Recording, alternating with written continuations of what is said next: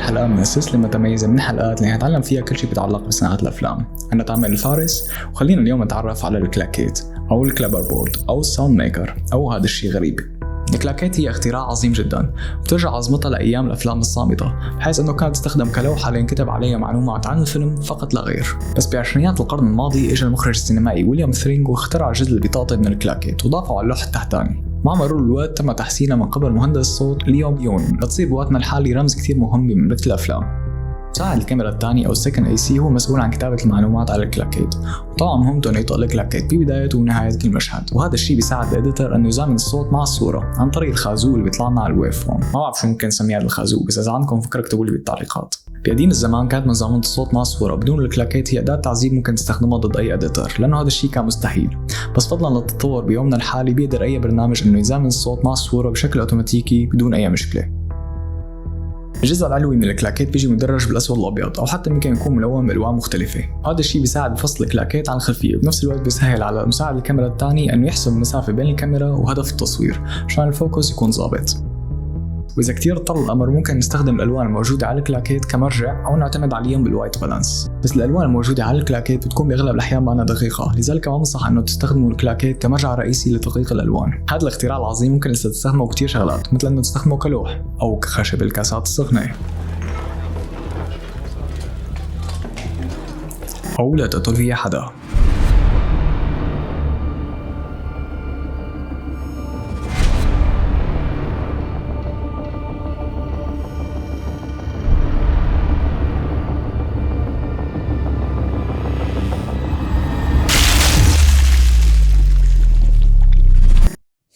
المعلومات المكتوبة على الكلاكيت بتسهل التواصل بين فريق العمل، وتضمن نجاح أي فيلم بدون ضياع أي معلومة عن مشهد أو لقطة.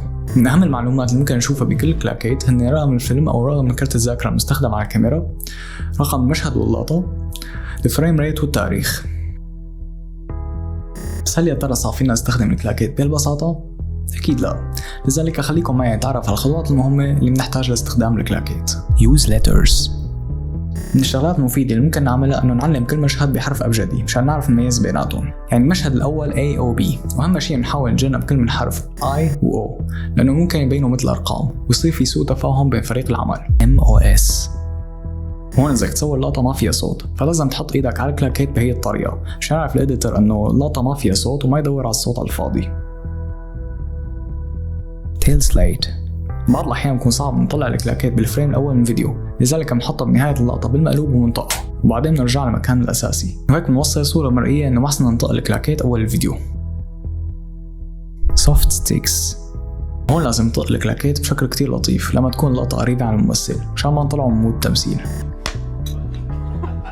أشكال الكلاكيت بتختلف كتير عن بعضها، بس أهم نوعين هن الكلاكيت الخشبية والكلاكيت الديجيتال. الديجيتال كلاكيت بتساعد مزامنة التايم كود مع الميكروفون، هذا الشيء بيسهل عملية الشغل بعدين بالبوست برودكشن. هاي الأنواع من الكلاكيت ممكن يكونوا كتير غاليين وما بنصح بشرائهم، خاصة إذا عم تسجل بالمايك موصول بالكاميرا مباشرة. في كتير من البرامج المستخدمة بيومنا الحالي بتنجز عمل الكلاكيت بنجاح، بس طبعا بدك ايباد او موبايل، واذا ما عندك ممكن كمان تصفق. بالنهايه المعدات هن عباره عن اداه لتساعدنا نوصل للهدف اللي بدنا اياه، فلا تخلي هذا الشيء واقف في طريقك. لا تنسوا انه تعملوا لايك ومتابعه وانه تضلوا كرياتيف.